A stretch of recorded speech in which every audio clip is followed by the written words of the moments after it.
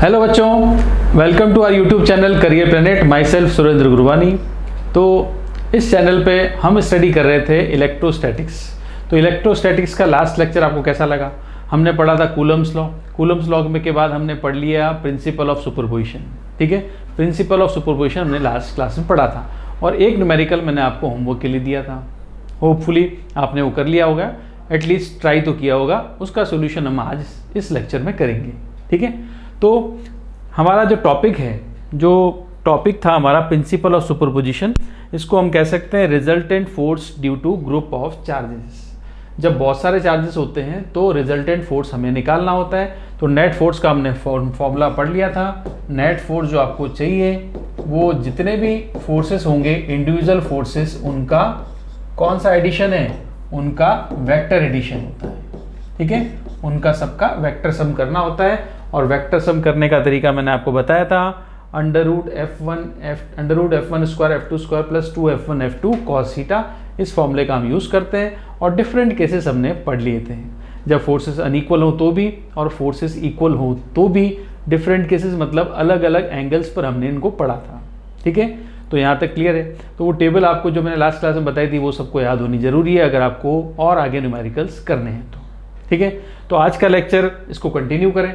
तो कल जो लेक्चर में हमने लास्ट क्लासेस में हमने पढ़ा था कि वेक्टर्स को कैसे ऐड किया जाता है और हमने ऐड किए थे ओनली 2 वेक्टर्स। ठीक है, अब मोर देन 2 वेक्टर्स कैसे ऐड करते हैं वो हम आज स्टार्ट करते हैं। इसी पर बेस्ड मैंने एक क्वेश्चन आपको लास्ट क्लास में दिया था। ठीक है, तो हम जो स्टार्ट कर रहे हैं एक सिंपल क्वेश्चन से करते हैं। देखो, जिसमें मोर देन आपको 2 फोर्सेस देखने को मिलेंगे। सपोज यहाँ पर एक स्क्वायर है और स्क्वायर के कॉर्नर्स पर चार्जेस रख दिए, 4 चार्जेस प्लेस हैं। ठीक है, सारी स्टेप्स आपको याद है, न्यूमेरिकल कैसे करते हैं, कैसे स्टेप्स फॉलो करते हैं। ठीक है, तो जैसे ये क्यू आ गया आपके पास, 4 चार्जेस हैं, are placed at the corners of a square of side a centimeter. A is a side of square. ठीक है, हमें इसमें निकालना क्या है वो देख लो।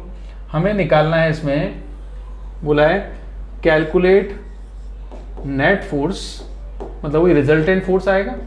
Calculate net force on charge small Q, on charge small Q. तो स्मॉल क्यू चार्ज रखा है सेंटर पे है।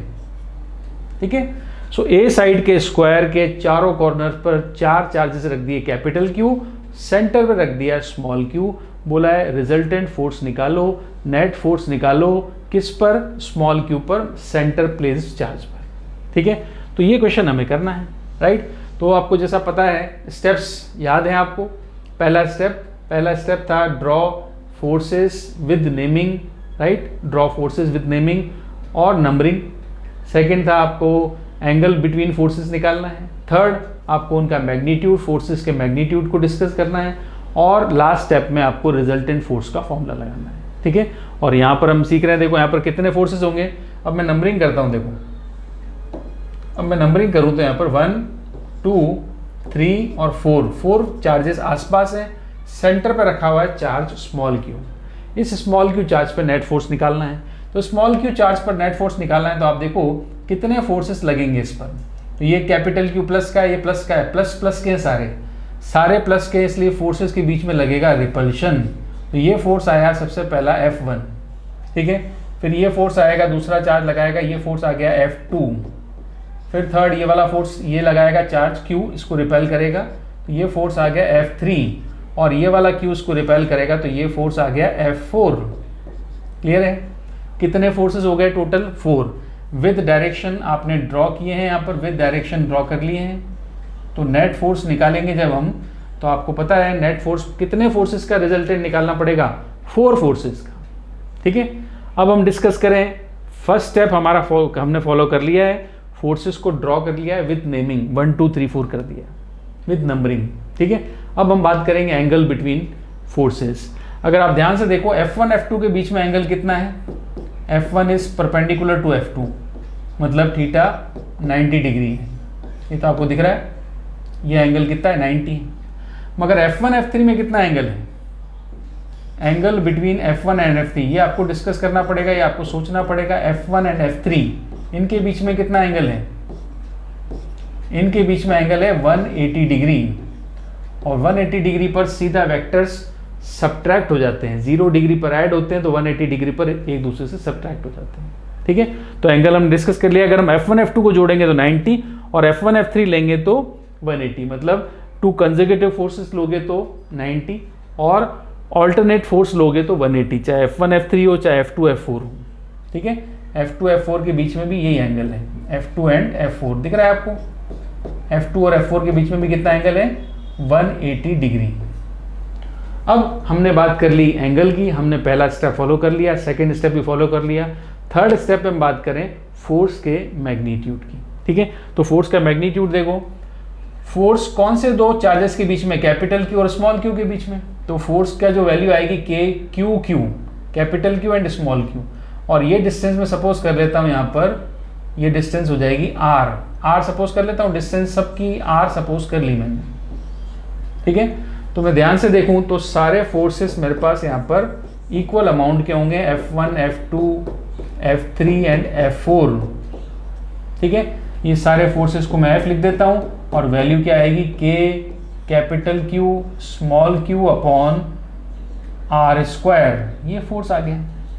डायरेक्शन तो यहाँ पे शो कर दी, मैग्नीट्यूड मैंने यहाँ लिख दिया, और मैग्नीट्यूड लिखने का पर्पस था, मुझे पता लगा यहाँ पर मैग्नीट्यूड कैसा है, सेम है, सेम मैग्नीट्यूड से। ठीक है, तो फोर्सेस का मैग्नीट्यूड सेम है। क्लियर। अब हमें निकालना है रिजल्टेंट फोर्स, नेट फोर्स किस पर, नेट फोर्स निकालना है हमें स्मॉल क्यू चार्ज पर, force net on small Q. ठीक है, तो स्मॉल क्यू चार्ज पर नेट फोर्स क्या होगा, स्मॉल क्यू कितने चार्जेस से घिरा हुआ है, 4 से, तो चारों फोर्स लगाएंगे, तो चारों फोर्सेस का हमें क्या करना पड़ेगा, वेक्टर सम, यही हमने पढ़ा है प्रिंसिपल ऑफ सुपरपोजिशन में, F1 F2 plus F3 plus F4, इन चारों को क्या करना पड़ेगा, ऐड करना पड़ेगा। कौन सा एडिशन करना पड़ेगा, वेक्टर एडिशन करना पड़ेगा। ठीक है, तो अब बताओ ऐड करने, अब कितने फोर्सेस आ गए, 4, तो क्या 4 एक साथ ऐड होते हैं, नहीं, ये तो आपको पता है, क्लियर है कि ये 2 फोर्सेस ही एक बार में ऐड होंगे, ये तो पता है आपको। तो अब बताओ कौन से 2 फोर्सेस ऐड करें पहले, क्या हम F1 F2 को ऐड करना प्रेफर करें कि हम F1 को F3 से ऐड करना प्रेफर करें, ज़्यादा इजी कौन सा है, 90 डिग्री वाला कि 180 डिग्री वाला। ठीक है, आप लोगों को पता है सबसे सिंपल होता है एडिशन 0 और 180 वाला, 0 है तो प्लस कर दो, सिंपल एडिशन कर दो, 0 डिग्री पे है तो, और 180 डिग्री पर है तो सिंपल सब्ट्रैक्शन कर दो। 90 पे होगा तो अंडर रूट लेना पड़ेगा, under root F1 square plus F2 square आता है, तो हम 90 को अवॉइड करें, हम यूज़ करेंगे क्या, हम यूज़ करेंगे 180 वाला। तो 180 डिग्री एंगल पर वेक्टर एडिशन इजी है, दैट्स वाई हम यहाँ पर पेयर बनाएंगे F1 और F3 का। ठीक है, तो हम क्या करें, यहाँ पर पेयर बनाते हैं F1 F3 का, तो रिजल्टेंट फोर्स में हम लिखेंगे F1 vector plus F3 vector, इन दोनों का हमने पेयर बना लिया। सिमिलर फिर मैंने बना लिया pair F2 vector plus F4 vector का, ये दो पेयर बन गए। ठीक है, और 2 फोर्सेस को हमें ऐड करना आता है। अब बताओ इनके बीच में एंगल कितना है, F1 F3 के बीच में एंगल कितना है, 180 डिग्री। अब लिखोगे theta between F1 F3 180 degree, theta between F2 and F4 भी कितना है, 180 डिग्री। ठीक है, तो 180 डिग्री पर आपको पता है क्या होता है, माइनस कर देते हैं, F1 माइनस F3 हो गया इसका तो result, plus F2 minus F4 इसका रिजल्ट हो गया। ठीक है, और ये बात आपको क्लियर है यहाँ पर कि सारे फोर्सेस की मैग्नीट्यूड कैसा है, सारे फोर्सेस का मैग्नीट्यूड तो इक्वल है, तो यहाँ पर F1 F2 F3 F4 सबकी वैल्यू F है, तो जब सबकी वैल्यू F है तो मैं यहाँ पे F रख देता हूँ, तो ये आ गया F minus F plus F minus F, कितना फोर्स आया टोटल, टोटल हो जाएगा 0। ठीक है, तो 0 फोर्स होता है। क्लियर, तो ये 4 फोर्सेस का वेक्टर सम हमने किया, इस केस में आपका रिजल्ट क्या आया, 0 आया। ठीक है, तो ये 2 से ज़्यादा वेक्टर्स ऐड करने के लिए। ठीक है, तो यहाँ पर तो सीधे 4 थे, हालांकि इसमें एडिशन में ज़्यादा प्रॉब्लम नहीं आई, 4 के 2 के पेयर बना लिए और दोनों एक दूसरे के अपोजिट थे तो सब्ट्रैक्ट कर लिया, रिजल्ट आ गया। ठीक है, तो फिर हम आगे चलते हैं, इससे थोड़ा और टिपिकल क्वेश्चन करते हैं, इससे थोड़ा चलते हैं आगे, कुछ और टिपिकल क्वेश्चन करते हैं। अगला सेम क्वेश्चन सेम होता है, हमें नेट फोर्स निकालना है on small q charge. Net force calculate करो ऑन स्मॉल क्यू चार्ज, और स्मॉल क्यू चार्ज डायग्राम में दिख जाएगा आपको, एज शोन इन फिगर, ठीक है, एज शोन इन फिगर लिख देता हूं मैं। हमें क्या करना है, नेट फोर्स निकालना है on small q charge as shown in figure, figure में जो शो किया है। अब कहाँ है भैया फिगर, तो ये रहा फिगर, ठीक है। स्मॉल क्यू चार्ज, तो कैपिटल क्यू तो रखे हैं कॉर्नर्स पर, ये है कैपिटल क्यू, और स्मॉल क्यू चार्ज रखा है इसके सेंटर पे, ये रहा, ठीक है। तो ये ए, ये बी और ये सी, और ये है सेंटर इसका ओ, ठीक है। हमें निकालना है इस फोर्स पर नेट चार्ज, ठीक है। तो इस फोर्स पर net charge, again steps follow करेंगे। पहली स्टेप बोलो, पहली स्टेप आपको पता है, पहली स्टेप क्या होती है, डायग्राम ड्रॉ करें। आपको डायग्राम करना है फोर्स का, ठीक है। तो बताओ ये वाला क्यू इस वाले क्यू को क्या करेगा, रिपेल करेगा, दोनों पॉजिटिव हैं। इस फोर्स को लिख दिया मैंने एफ बी। ए वाला भी क्या करेगा, रिपेल करेगा। इस फोर्स को लिख दिया मैंने एफ ए, नेमिंग कर दी मैंने इसकी। और ये सी वाला भी क्या करेगा, रिपेल करेगा। इस फोर्स को मैंने लिख दिया एफ सी। तो कितने फोर्सेस हो गए मेरे पास, टोटल 3 फोर्सेस। अब मुझे तीनों का वेक्टर एडिशन करना है, ठीक है। इसमें 3 वेक्टर आगे करते हैं। देखो अब ड्रॉ करने के बाद फर्स्ट स्टेप के बाद सेकंड स्टेप सारी याद होनी चाहिए, वो इसी स्टेप से हम काम करेंगे। बताओ सेकंड स्टेप में हमें लिखना है एंगल बिटवीन वेक्टर्स, ठीक है। तो पहला वेक्टर आपको दिख रहा है, पहला फोर्स ये रहा, दूसरा फोर्स ये रहा, तीसरा फोर्स ये रहा। ये 3 फोर्सेस आपने बनाए यहाँ पर, ठीक है। पहला फोर्स कौन सा था, एफ ए लिख दें पहला, फिर ये हो गया एफ बी और ये हो गया एफ सी। तो आपको दिख रहा होगा यहाँ पर 2 फोर्सेस, 2 वेक्टर्स के बीच में कितना, 2 फोर्सेस या 2 वेक्टर्स के बीच में एंगल कितना है। तो ये दिख रहा है आपको क्लियर, ये एंगल आपको समझ में आ रहा होगा, ये एंगल कितना है, ये एंगल कितना है और ये एंगल कितना है, ठीक है।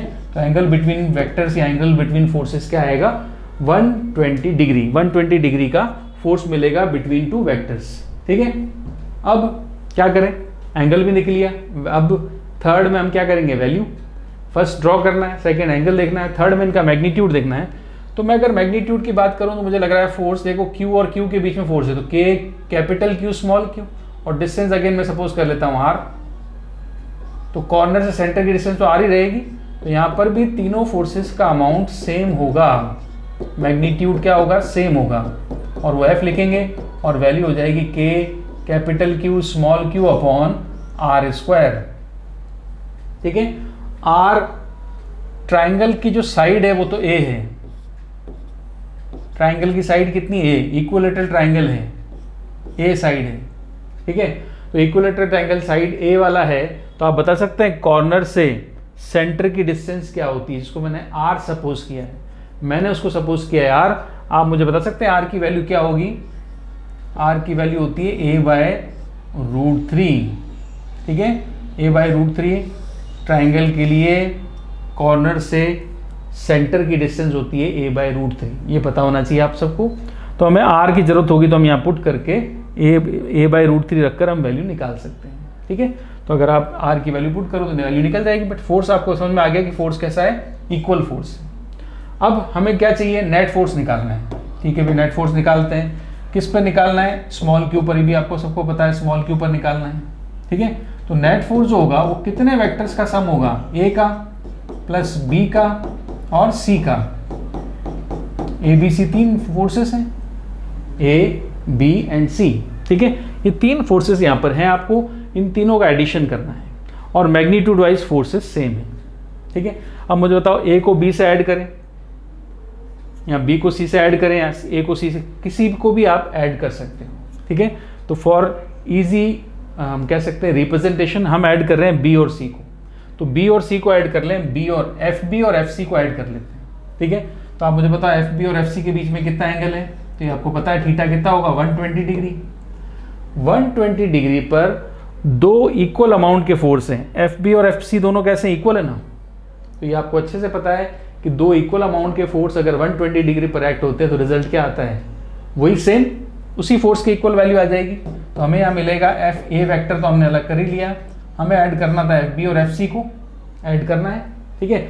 एफ बी और एफ सी के बीच में एंगल कितना है, 120 डिग्री। तो 120 डिग्री पर आंसर आ जाएगा यहाँ पर एफ एफ बी और एफ सी, बी और सी को ऐड कर रहे हैं, आंसर वही रहेगा जो बी और सी का इक्वल होता है, तो मैंने सीधा क्या लिख दिया, एफ लिख दिया। ठीक है, तो ये आ गया फोर्स। क्लियर है आपको? ये तो पता है 120 डिग्री पर दो इक्वल अमाउंट के फोर्स ऐड करते हैं, दो इक्वल अमाउंट के वेक्टर ऐड करते हैं, तो रिजल्ट उनका उन्हीं वेक्टर्स के इक्वल ही आता है, दोनों में से कोई एक के इक्वल आता है। ठीक है, दोनों बराबर है, वैसा का वैसे ही वेक्टर भी आएगा। 10 को 10 से ऐड करें 10 आएगा। ठीक है, तो ये भी 10 है, ये भी 10 है, तो आंसर भी 10 आएगा। मैंने यहाँ पे लिखा है देखो 10 10 10 सब इक्वल है, मतलब तो 10 तो मैं सपोज करके बोल रहा हूँ, आपको एग्जाम्पल के लिए बोल रहा हूँ, आपने क्या सपोज कर लिया, एफ, तो एफ लिखा हुआ है। ठीक है, बट अब ये दो तो मैंने ऐड कर लिए, 120 मुझे पता था, मगर इन दोनों का जो रिजल्ट आया एफ, वो रिजल्ट और एफ ए, ये दोनों के बीच में कितना एंगल बनेगा, ये आपको सोचना पड़ेगा। ठीक है, ये आप बताओ कि बी और सी के बीच का रिजल्ट जो एफ है ये कहाँ आएगा और ये कैसे ड्रॉ होगा, और इसके बाद एफ ए और एफ के बीच में कितना एंगल होगा। ठीक है, तो आप मुझे बता सकते हो, बी एक फोर्स हो गया आपका बी, एक फोर्स हो गया आपका सी, बी और सी, इनका एडिशन चाहिए, इनका एडिशन क्या होगा, बी और सी इक्वल अमाउंट के हैं, तो इक्वल अमाउंट के हैं तो आपको पता है ये वेक्टर जो एडिशन आएगा इनका, वो हम बात करेंगे एडिशन की, तो एडिशन के बाद जो रिजल्ट आएगा वो आपका आएगा इस तरह से, रिजल्ट इस डायरेक्शन में आएगा। ठीक है, आपको पता है दो वेक्टर्स के बीच में होता है, इन सी का और बी का जो रिजल्ट आएगा वो बीच में रहेगा ऐसे। ठीक है, तो ये आ गया आपका रिजल्ट, इसको हम कह रहे हैं एफ। ठीक है, तो ये एफ ए बी और सी का रिजल्टेंट है, इसको मैं लिख सकता हूं एफ बी प्लस सी लिख दिया लो, बी और सी को, बी और सी के एडिशन से जो फोर्स आया, तो मैंने यहाँ पे लिख दिया बी प्लस सी। समझ में आया आपको? एफ बी और एफ सी को ऐड करने के बाद ये आया फोर्स। अब ये फोर्स और एफ ए, इन दोनों के बीच में कितना एंगल हुआ, इन दोनों के बीच में एंगल हुआ 180, तो ये एंगल यहाँ पे लिख दूंगा मैं 180 डिग्री। तो 180 डिग्री के बाद मुझे लिखना है एफ ए माइनस एफ जो बी प्लस सी का है, या बी प्लस सी, एफ जो बी प्लस सी के एडिशन से मिला हमें। ठीक है, तो आपको पता है क्लियरली एफ की वैल्यू भी एफ है और बी प्लस सी की वैल्यू भी एफ ही है, तो टोटल क्या आएगा रिजल्ट, टोटल आ गया 0। ठीक है, समझ में आया? इन दोनों को ऐड किया तो ये आया, और ऊपर से एफ ए आ रहा है, तो दोनों अपोजिट हो गए, अपोजिट इक्वल अपोजिट होते ही कैंसिल हो गए। ठीक है, तो नेट फोर्स क्या आ गया 0। ठीक है, तो इस तरह का क्वेश्चन आपने देखा, इसमें 3 वेक्टर्स ऐड किए, तो पहले any2 जो कंफर्टेबल, जो इजी लग रहा हो आपको, उन दो को ऐड कर दो, उसमें तीसरा ऐड कर दो। ठीक है, ऐसे आपको वेक्टर्स को ऐड करना है। ठीक है, तो क्लियर है यहाँ तक? तो आपने देखा कि स्क्वायर था तो भी सेंटर पे रखे चार्ज पर क्या आया, फोर्स 0 आया। इक्विलेटरल ट्राइंगल है तो भी सेंटर पे रखे हुए चार्ज का फोर्स क्या आएगा, 0 आएगा। अब हम कॉमनली एक पॉइंट कह सकते हैं, देखो कॉमनली हम एक पॉइंट कह सकते हैं कि फोर्स जो सेंटर प्लेस चार्ज होता है, ठीक है, हम लिख सकते हैं नोट पॉइंट बहुत इंपॉर्टेंट है, ये आप सीधा सीधा कह सकते हो। नोट क्या है, ठीक है, कि नेट फोर्स जो होता है स्मॉल क्यू पर, net force on centre place charge, आपने देखा सेंटर प्लेस चार्ज होता है, net force on centre place charge is 0 if there is regular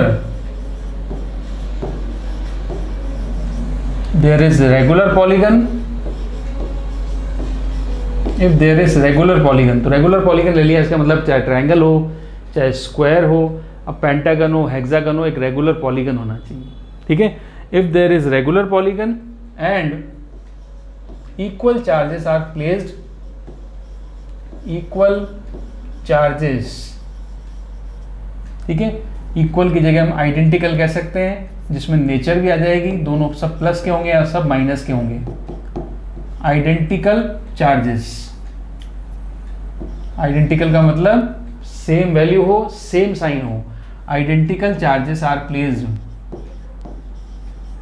charges are placed at corners.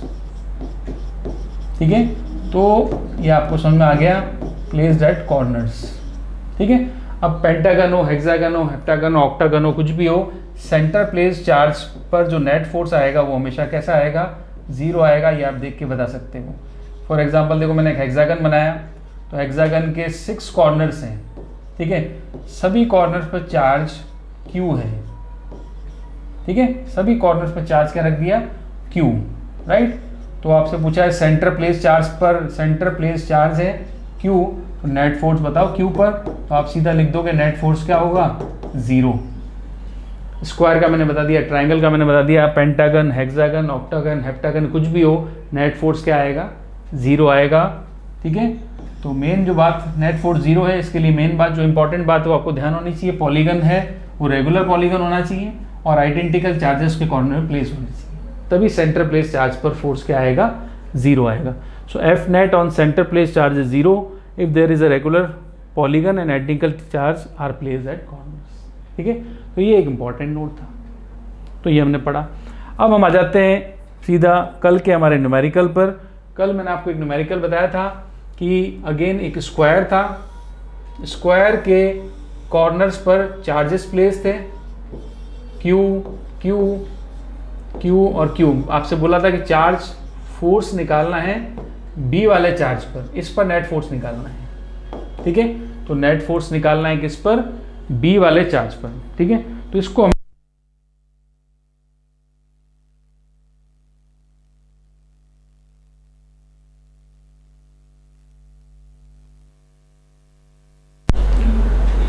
हमें स्टार्ट करना है। ये मैंने होमवर्क दिया था कल, देखो कैसे करेंगे। वही स्टेप्स तो भूलेंगे नहीं, स्टेप्स तो हम कंटिन्यू करेंगे इसे ही। पहला फोर्स F A, ये हो गया F A, ड्रॉ कर दिया F A। दूसरा फोर्स F C, ये ड्रॉ कर दिया F C। तीसरा फोर्स F D, ये ड्रॉ कर दिया F D, ठीक है। तो मैंने तीनों फोर्सेस ड्रॉ कर ली तीनों फोर्सेस ड्रॉ। अब ड्रॉ करने के बाद मुझे सोचना है इनके बीच में एंगल। तो एंगल आपको पता है A और C के बीच में एंगल तो कितना है, 90 है, और A और D के बीच में एंगल कितना है, 45 है। ये 45, ये 45, ठीक है। और A और C के बीच में एंगल कितना हो गया, 90 हो गया, दिख रहा है आपको, ठीक है। तो ये एंगल्स की बात है जो हम यहाँ पर समझ सकते हैं। एंगल्स जो हमें चाहिए होगा तो हम इस तरह से एंगल ले लेंगे, ठीक है। अब देखो आगे, नेक्स्ट हम बात करें, एंगल हमें समझ में आ गया, थीटा एंगल 90 बन रहा है A और C के बीच में।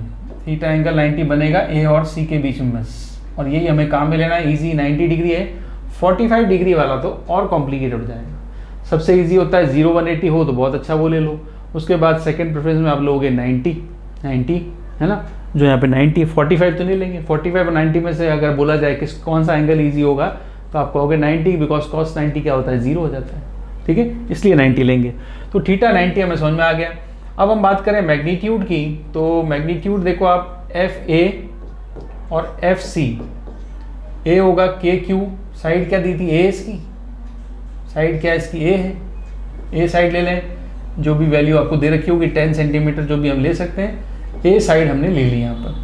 तो A और C की फोर्स की वैल्यू तो सेम है, क्योंकि A और C दोनों A डिस्टेंस पे हैं। इसको मैं वैल्यू लिखूंगा तो आएगी KQ² अपॉन A स्क्वायर, ठीक है, ये फोर्सेस। बट ये जो FD होगा, ये फोर्स इनके इक्वल नहीं होगा, ये अलग होगा, क्योंकि ये इस चार्ज से √2A डिस्टेंस पे है। क्लियर है? तो इतनी बात समझ में आ रही है। तो ये आएगा KQ² और √2A का स्क्वायर आएगा 2A²। ये सेकेंड इक्वेशन है, कोई दिक्कत इसमें, ठीक है। तो FAC आ गया, D की वैल्यू भी आ गई हमारे पास, अब आ गई।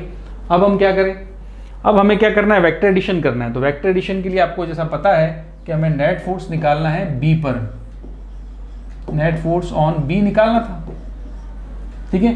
तो B पर नेट फोर्स, B के आसपास कितने चार्जेस हैं, ACD, 3 चार्जेस और हैं, तो तीनों फोर्सेस का मुझे यहाँ पर वेक्टर सम करना पड़ेगा। एक तो FA, फिर है आपके पास FC, फिर है आपके पास FD। B पे तो निकालना ही था। अब A, C और D 3 फोर्सेस आपके पास हैं यहाँ पर, ठीक है। अब ये 3 फोर्सेस अगर हैं तो आप मुझे बताओ कौन से 2 फोर्सेस का पेयर लेंगे। क्या मैं C और D को ऐड करूँ, क्या मैं A और C को ऐड करूँ? मैंने कहा 90 डिग्री ज़्यादा ईजी है, तो मैं क्या करूँगा, ए और सी को ऐड कर दूँगा। तो मैंने यहाँ पे क्लियर कर लिया कि ये फोर्स, ये दोनों फोर्सेस मैं पहले ऐड करूँगा, इसका जो रिजल्ट आएगा उसमें मैं तीसरा फोर्स ऐड कर दूंगा। तीनों एक साथ ऐड नहीं कर सकते, मैं फिर बता चुका हूँ, पहले ही बता चुका हूँ, फिर बता रहा हूँ, ये तीनों एक साथ ऐड नहीं कर सकते, पहले 2 ऐड होंगे फिर तीसरा उसमें ऐड होगा। ठीक है, तो ए और सी को ऐड कर लेते हैं। अब ए और सी को ऐड करोगे कितने डिग्री पर है, 90 डिग्री पर। तो ए और सी के बीच में 90 डिग्री का एंगल है, तो यहाँ पर आएगा अंडर रूट में F A square plus F C square, F A square plus F C square, ये इसकी वैल्यू होगी। ठीक है, F A square plus F C square. ठीक है, अब एफ ए और एफ सी की वैल्यू कितनी है, एफ एफ सी की वैल्यू तो सेम है, दोनों की जगह क्या लिखना है, के क्यू स्क्वायर अपॉन ए स्क्वायर लिखना है, राइट। तो मैं क्या करूं, दोनों की जगह, दोनों की वैल्यू सेम है, तो एफ ए की जगह एफ सी लिख सकता हूं या एफ सी की जगह एफ ए लिख देता हूं। तो वैल्यू सेम है, तो मैं क्या करूंगा, एफ ए स्क्वायर, और c की वैल्यू भी जब एफ ए ही है तो मैं यहाँ पे भी एफ ए लिख दूंगा, तो एफ ए स्क्वायर, तो ये 2fa स्क्वायर हो जाएगा, तो आंसर आएगा under root 2fa, under root 2fa। ठीक है, और fa की वैल्यू मुझे पता है ये रही। अब ये जो a और c ऐड करेंगे, इनका जो रिजल्ट आएगा, ये तो आपको पता है कैसी क्वांटिटी होगी, वेक्टर।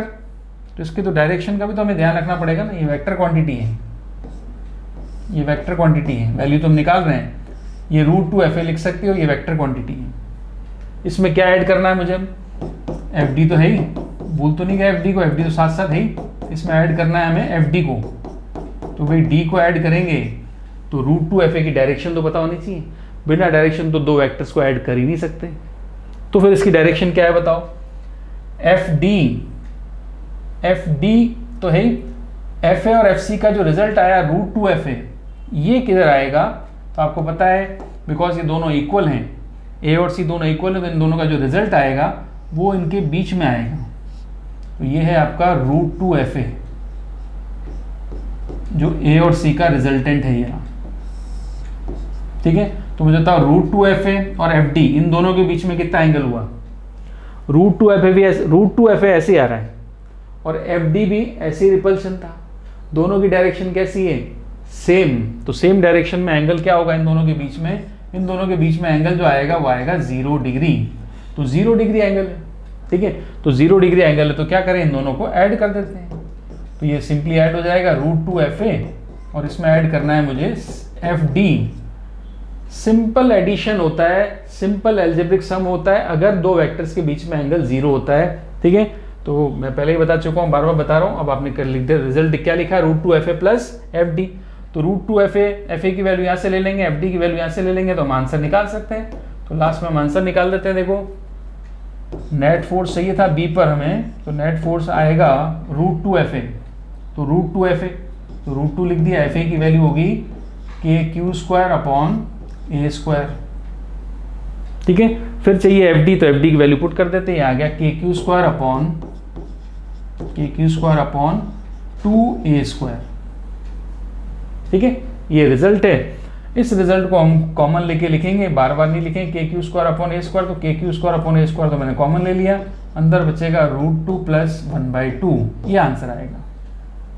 ठीक है, ये रिजल्टेंट फोर्स है, ये आंसर है। और ये जो रिजल्टेंट फोर्स आया, इन दोनों को ऐड किया तो रिजल्टेंट फोर्स की डायरेक्शन यही रहेगी, ध्यान रखना। ये आया नेट फोर्स, इन दोनों को ऐड किया है, इन दोनों को ऐड करके रिजल्टेंट फोर्स जो आएगा इसी डायरेक्शन में आएगा। ठीक है, तो अलोंग द डायगोनल डायरेक्शन क्या लिखोगे, along the diagonal dB force, net तो वैल्यू लिख दिया आपने, नेट फोर्स जब लास्ट में लिखोगे तो वेक्टर साइन अगर लगा दिया, तो वेक्टर साइन का मतलब ये तो हो गया मैग्नीट्यूड, ये क्या है, मैग्नीट्यूड है। और अब लिखनी है डायरेक्शन, तो डायरेक्शन लिखोगे along the diagonal dB D2B। ठीक है, अलोंग द डायगोनल D2B लिख सकता हूँ, देखो D2B, ये डायरेक्शन रहेगी। ठीक है, ये डायरेक्शन है D2B, ये डायरेक्शन को डिनोट करता है। तो ये था रिजल्टेंट फोर्स इस केस का। तो जिन बच्चों ने कर लिया था बहुत अच्छी बात है, उनको आता है, जिन्होंने नहीं किया तो क्यों नहीं किया वो सोचें ज़रूर कि हमसे क्यों नहीं हुआ। ठीक है, और अब इसका सॉल्यूशन भी ध्यान से देख लें कि इस सॉल्यूशन में कोई दिक्कत तो नहीं है, कोई प्रॉब्लम तो नहीं है, जो कोई कमी तो नहीं, कुछ समझ में नहीं आ रहा हो तो आप मुझे बता सकते हैं। ठीक है, इसमें जो भी डाउट हो आपको कमेंट बॉक्स में लिखकर बताना है, राइट। तो ढंग से इसको नोट कर लीजिए आप।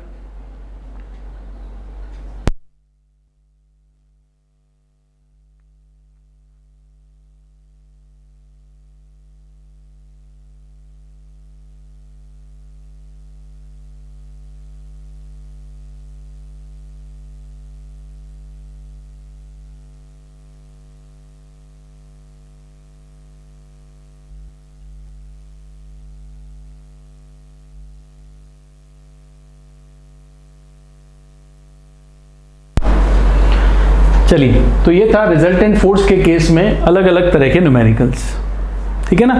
तो नेट फोर्स 2 हो, 2 से ज़्यादा हो, ये हमने सीखा कि 2 से ज़्यादा फोर्स भी हो तो भी हम उसको जोड़ सकते हैं, राइट। तो ये वाला क्वेश्चन आपने किया, ठीक है। तो अब सारा वेक्टर एडिशन पढ़ने के बाद अब हम चलेंगे आगे इसमें नेक्स्ट टॉपिक पर। नेक्स्ट टॉपिक थोड़ा और कॉम्प्लिकेटेड है, उसको कहते हैं equilibrium of charge and equilibrium of system, right. तो मिलते हैं नेक्स्ट लेक्चर में। Till then, good bye.